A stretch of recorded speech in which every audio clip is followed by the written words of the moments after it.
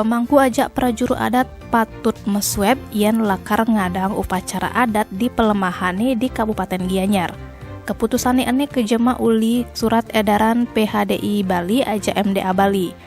Jani PHDI Kabupaten Gianyar suba koordinasi ajak Dinas Kesehatan lakar ngadang uji swab.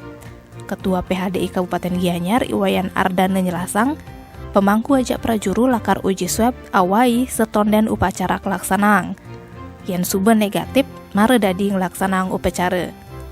Pemangkune ane lakar mesweb dadi langsung mendaftar ke puskesmas ane paling pa. Pas mendaftar wajib ngabe KTP. Dadi masih daftarange ajak bendesa adat nih.